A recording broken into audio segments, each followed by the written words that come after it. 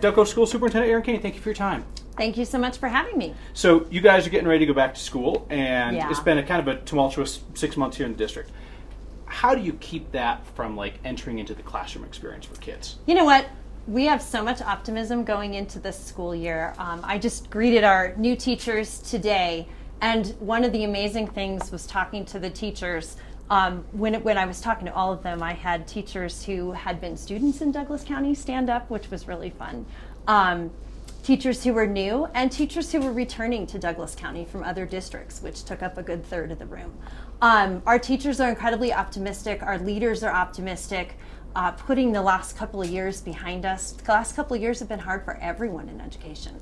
So there's just this sense of freedom from everything from the last 2 years and just being able to move forward. And most importantly, we can get back to focusing on what really matters, which is our kids and the education of our kids. So really excited for the first day of school.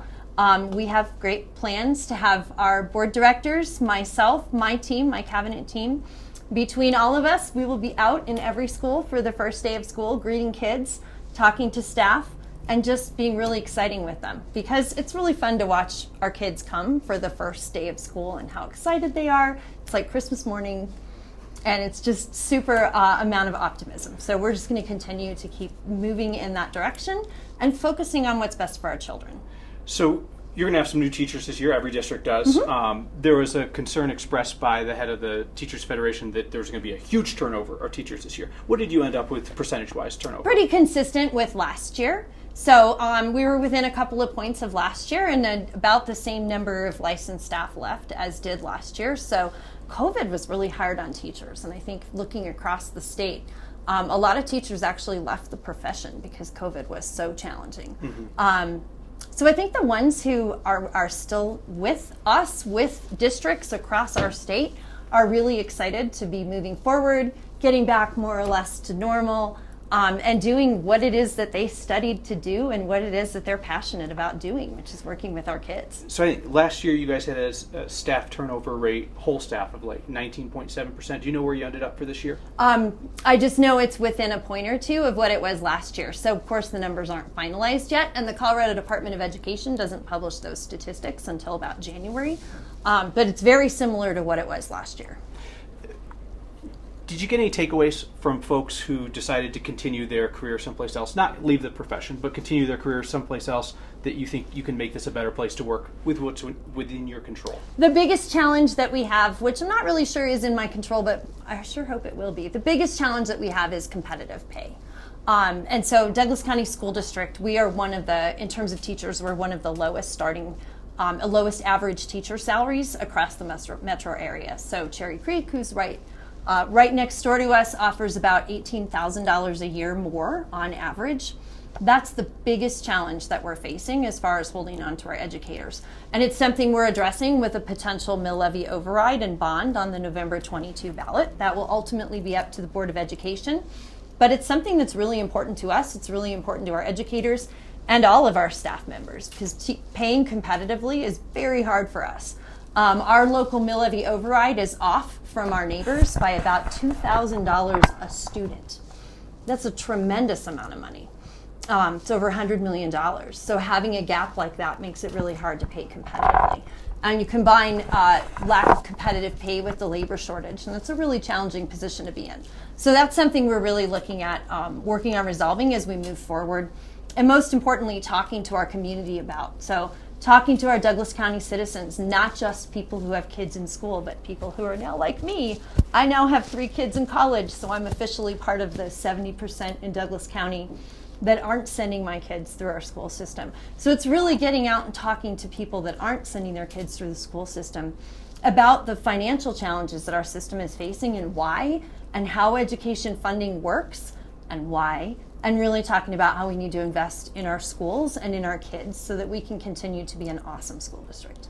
There are not going to be a lot of tax increases of any kind on the ballot this year, just because of where the economy is. Absolutely. It'll be a huge challenge. And then this district obviously also has a public trust problem. Your own polling showed that, sub 40% of the population was willing to pay? 39%, based on the poll that was done in May, would support a tax increase. So you are right. It is absolutely an uphill battle.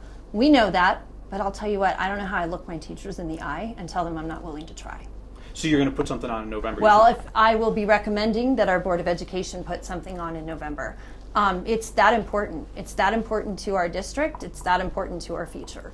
Now, on the plus side, I would say that funding a mill levy override and a bond and funding our schools going forward, at least in my view, is something that most of us agree on.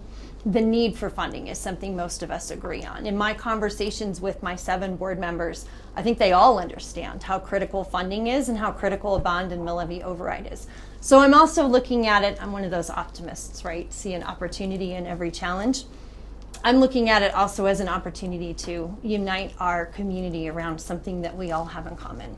We all know our teachers need to be paid more, particularly compared to other districts.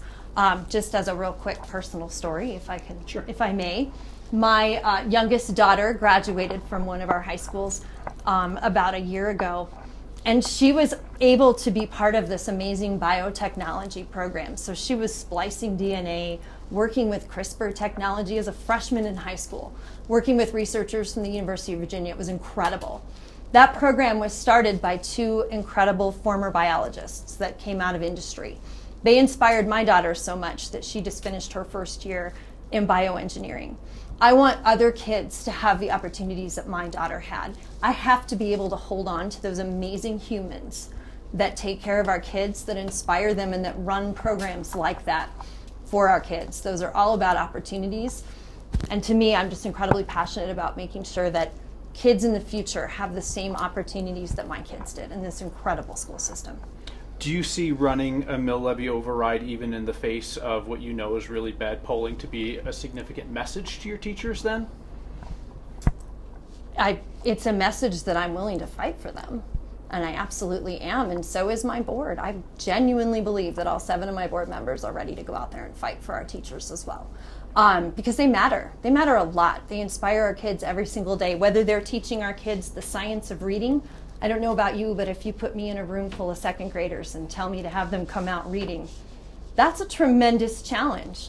From all the way from that to inspiring our kids for their future career and their future college path or their future certification or career path. As we move forward in our district, one of our priorities is offering incredible pathways for our kids to make sure that even those that aren't college bound have a pathway that will lead directly to a career. So being certified in a certified nursing assistant program, a beautician type program, auto mechanics, cybersecurity, all kinds of amazing opportunities so that they can also get a job right out of high school. That continues to be one of our focuses as well. Again, making sure that our kids have the same great future that my kids were able to have. But it all comes back to those amazing human beings who are teaching those kids. They are the people who make it happen. We can have all the programming we want, but if we don't have these amazing people to inspire our kids and to help them with that programming moving forward, will be a tremendous loss. So we want to make sure that we can pay them competitively. I don't want to hand them to another district. Is it harder to ask the community for more money when the public sees the district hiring outside attorneys to lose court case after court case after court case? I think that's going to be an uphill battle for a whole number of reasons. Certainly a lot of the things that our district has been through over the last 6 months.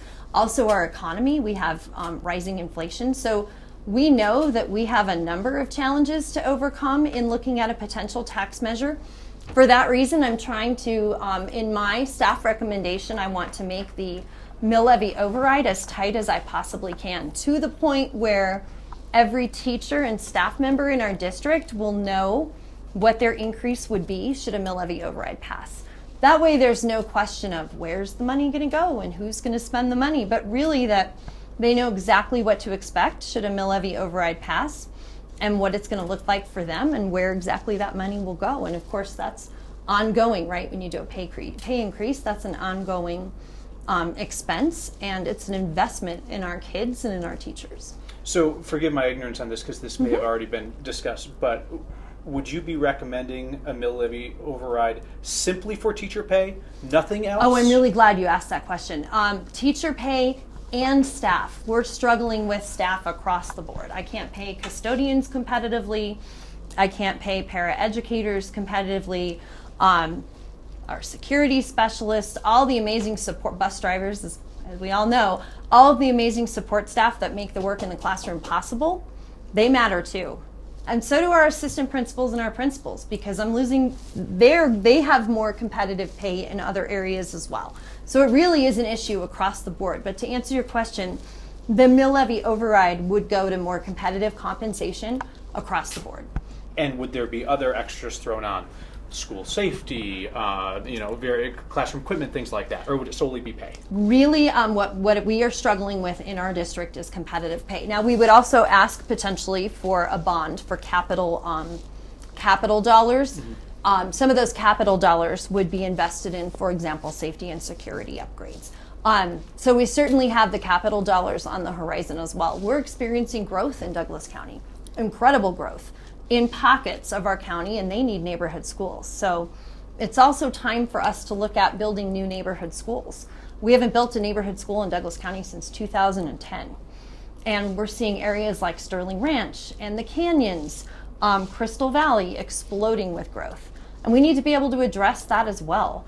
The way that the state put together the School Finance Act in 1994, the state contemplated that taking care of school buildings and building schools would be up to the local community, which means it's up to us to decide if we're going to build new neighborhood schools, which I think we very much need to, and to decide how we're going to maintain the 111 buildings that we already have. How do you avoid a situation like the one that Jeffco's in, where they built for a boom, and then obviously demographics change? Statewide, we are seeing a smaller number of kids come into school right now. So, do you think that Douglas County's growth is so assured, just in terms of new development and things like that, that you feel comfortable expanding your roster of schools? So, Douglas County is actually complicated, right? Because we're over 844 square miles. So, we have pockets of tremendous growth, but in Highlands Ranch, for example, we have declining enrollment. Not quite to the extreme that Jeffco is experiencing in some of their areas, but we definitely have an aging out population in Highlands Ranch, because people like me tend to move here and then just not leave. So we don't replace our kids with new young kids, right? And so we do have areas that we need to address for declining enrollment. Unfortunately, I can't take a building from Highlands Ranch and pick it up, drop it into Crystal Valley, if that were one of the options, but it's not.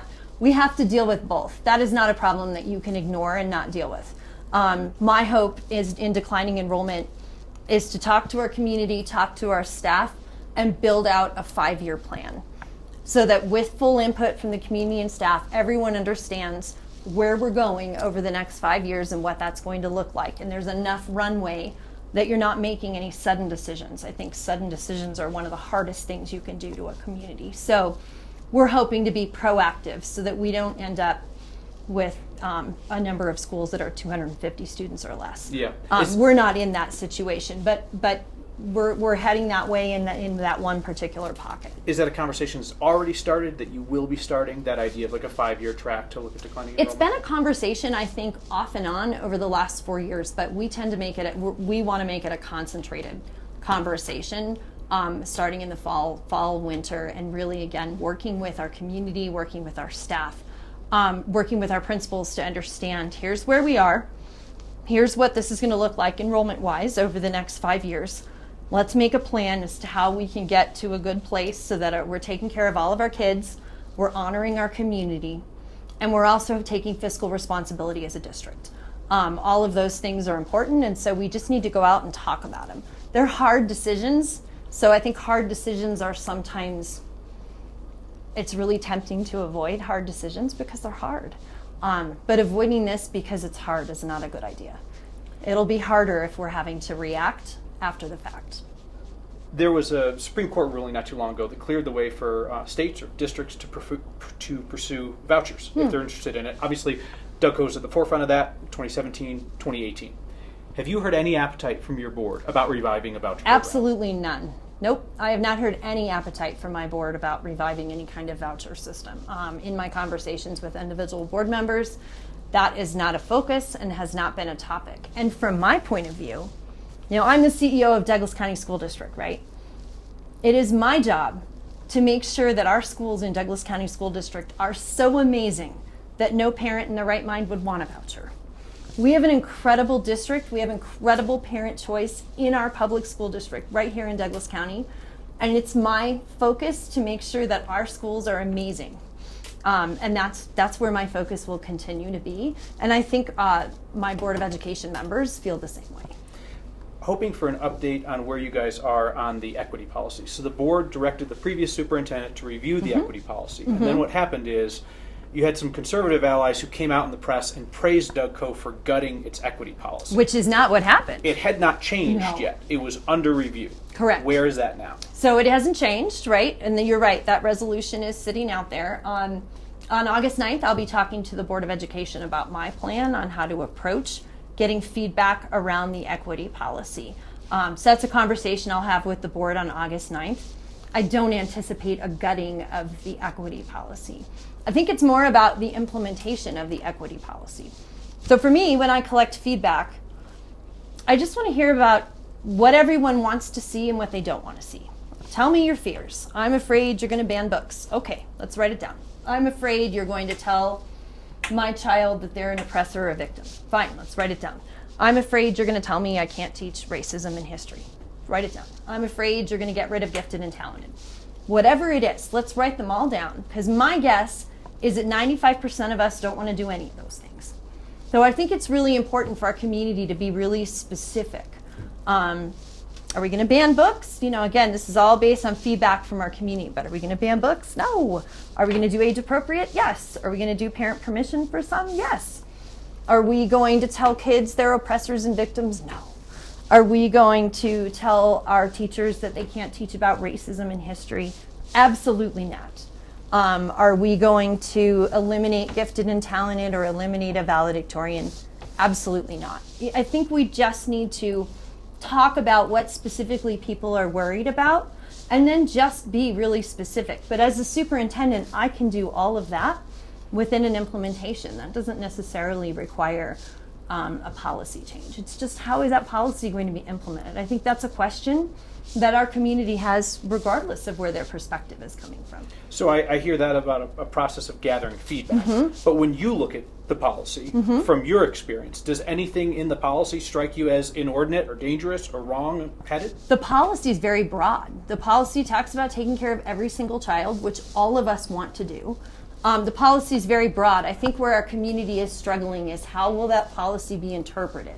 Because it could be interpreted this way, or it could be interpreted this way. I'll give you an example.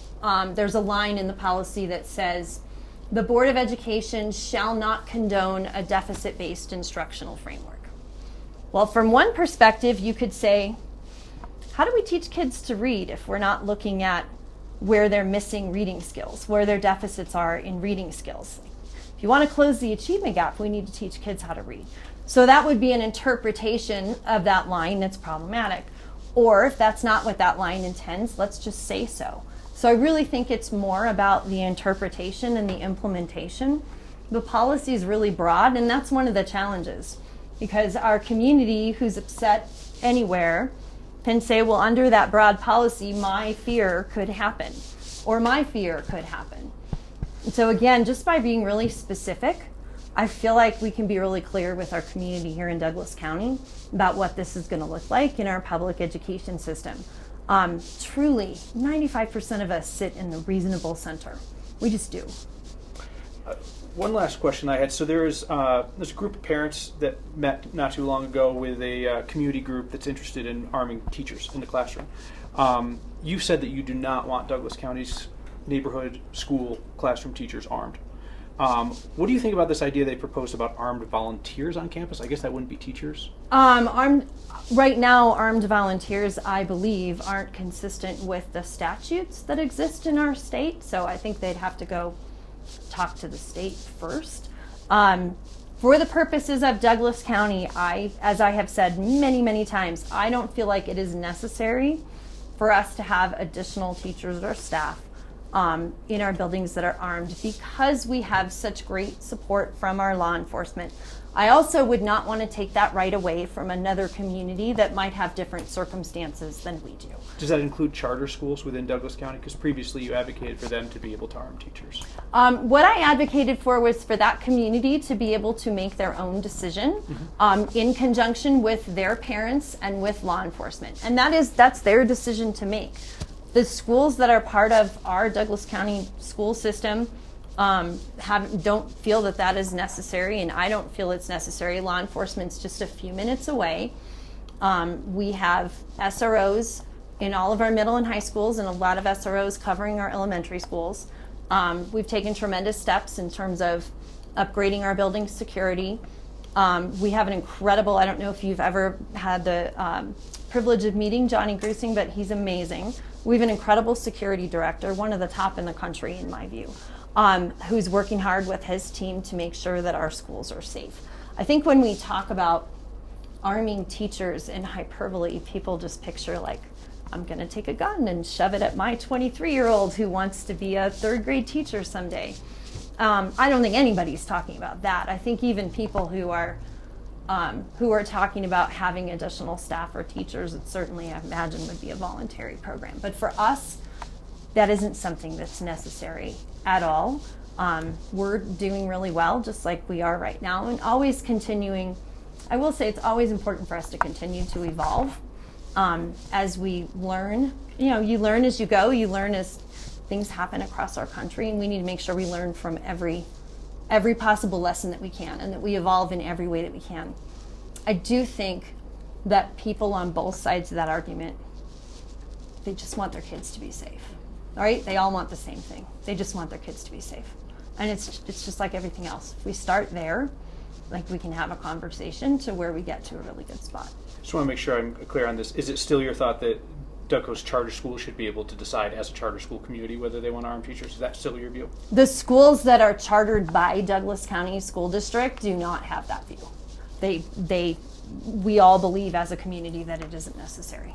Gotcha. Yeah. In terms of state charters? State charters, they, again, work with your community and do what you need to do. They're not chartered through Douglas County, so. Gotcha. One last question for you. You work for the school board. I do. They're your bosses, Mm-hmm. but they're often the public-facing part of the district. Yeah. Have you given your bosses any advice on how to rebuild trust in the community? You know, I will say, I think they are all working on it. Our country is split. Our community is pretty split.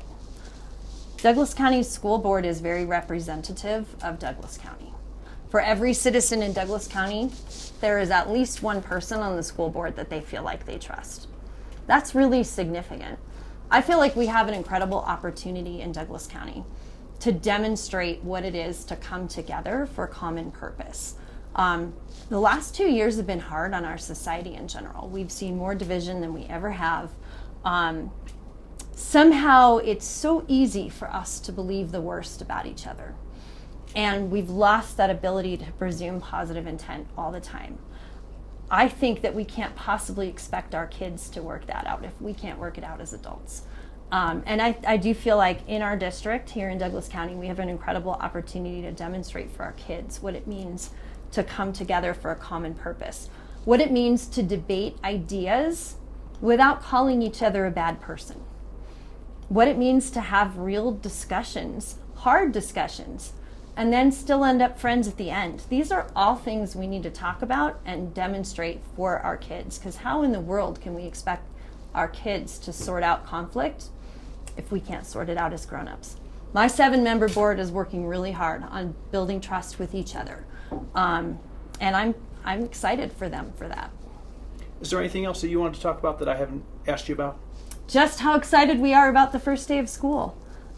We're incredibly optimistic. We've got our board members and myself and my cabinet going out to every single school on the first day to help greet kids. We've got every school covered across our district, 89, it's a lot. And we're just really excited. The sense of optimism from our staff, from our leaders, from our teachers has been amazing. And just again, that sense of coming together, of remembering that we're all working towards the best thing for kids, even if we don't agree on everything. And yeah, I'm really optimistic about the future. This is a great district. I could not be more proud of this district or more privileged to be here. Thank you for your time. I Thank appreciate you. it. Thank you very much for coming in all the way down here.